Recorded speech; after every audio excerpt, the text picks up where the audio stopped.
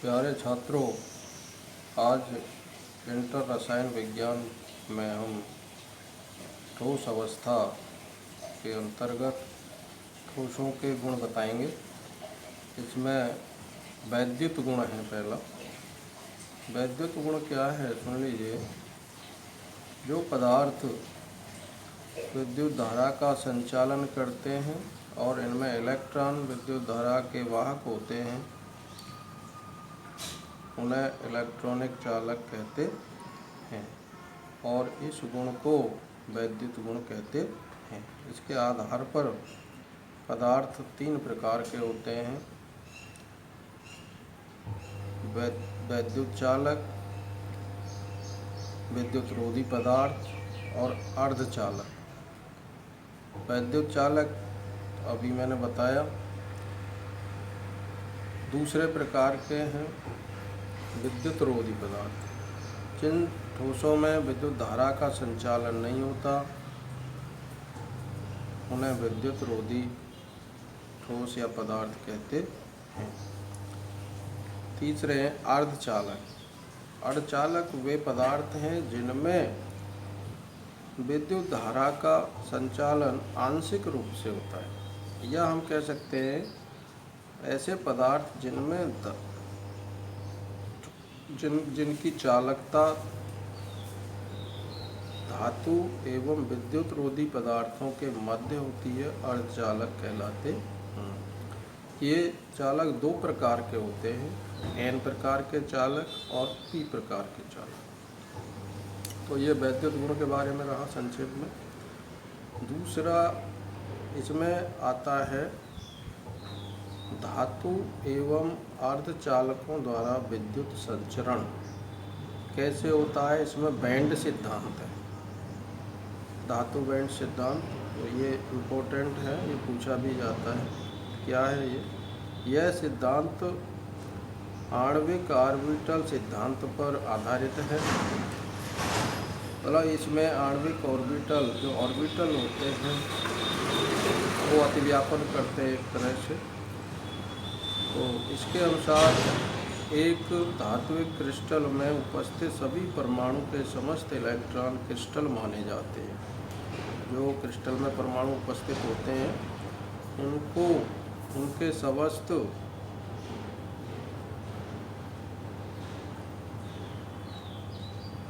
इलेक्ट्रॉनों को क्रिस्टल माने जाते हैं। और इन इलेक्ट्रॉनों के क्रिस्टल के सभी परमाणुओं पर विस्थानीकरण के कारण ही धात्विक बंध उत्पन्न होते हैं। तो इन क्रिस्टलों पर परमाणुओं का जो विस्थानीकरण होता है उसके कारण धात्विक बंध बनते हैं। जो बंध बनते हैं उन्हें धात्विक बंध कहते हैं एक तरह से। तो ये बैंड है, ये चित्र है, देखिए आप। इसमें ये एटॉमिक ऑर्बिटल है, ये एंटी बॉन्डिंग मॉलिक्यूलर ऑर्बिटल है, विपरीत बंधी आणविक ऑर्बिटल इसको कह सकते हैं। विपरीत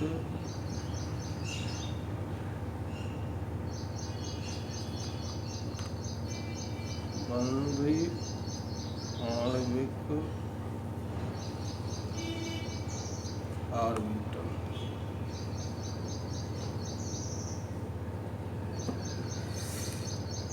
ये बॉन्डिंग मॉलिक्यूलर ऑर्बिटल है, इसको बंधीय आणविक ऑर्बिटल कह सकते हैं। और ये परमाणु ऑर्बिटल है दोनों तरफ। तो इस प्रकार ये एक बैंड की फॉर्मेशन होती है, एनर्जी बैंड है। यहाँ ये इसका चित्र है, आप देख सकते हैं। यहाँ में N मॉलिक्यूलर ऑर्बिटल है, ये एक आइसोलेट एटम है, एकाकी परमाणु है। इससे जो बैंड बन रही है इसको एनर्जी बैंड कहते हैं। दूसरा है चुंबकीय गुण। चुंबकीय गुण क्या है, सुन लीजिए। जो पदार्थ चुंबकीय क्षेत्र में आकर्षित हो जाते हैं वो चुंबकीय पदार्थ कहलाते हैं। तो चुंबकीय गुण के आधार पर पदार्थ 5 प्रकार के होते हैं। प्रतिचुंबकीय पदार्थ ऐसे पदार्थ जिनमें चुंबकीय गुण होता ही नहीं है या ना के बराबर होता है। NaCl, TiO2 इसके उदाहरण हैं। अनुचुंबकीय पदार्थ जो पदार्थ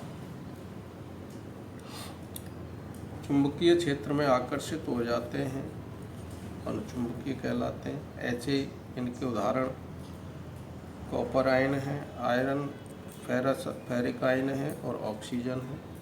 ऐसी लो चुंबकीय पदार्थ होते हैं, इनके एग्जाम्पल क्रोमियम ऑक्साइड, आयरन और कोबाल्ट है। ऐसे प्रतिलौह चुंबकीय पदार्थ मैग्नीज ऑक्साइड है। फेरी चुंबकीय पदार्थ ये Fe3O4 और ये M+2 Fe2O4। M यहाँ पर ये द्विसंयोजी धातु है, मैग्नीशियम, कॉपर आदि। तो ये ठोसों के गुण हुए। अब एक चीज़ रह गई थी, वो थी पहले छूट गई थोड़ी सी, ये बहुत इम्पोर्टेंट है। फ्रैंकल दोष और शाटकी दोष में अंतर, जो बिंदु दोष पढ़ाए थे उसमें से रह गया था। शाटकी दोष और फ्रैंकल दोष में अंतर क्या है? शाटकी दोष पहला अंतर है, इस दोष में क्रिस्टल का घनत्व घट जाता है। फ्रैंकल दोष में इसके घनत्व में परिवर्तन नहीं होता। फ्रैंकल दोष जो होता है उसमें घनत्व में परिवर्तन नहीं होता। दूसरा, शाटकी दोष में इसमें धन तथा ऋण आयन अपने जालकों की रिक्तियों से पूरी तरह से हट जाते हैं। फ्रैंकल दोष में इसमें केवल धनायन या ऋणायन अपने जालक स्थल को छोड़कर अंतराकाशी स्थल में चले जाते हैं।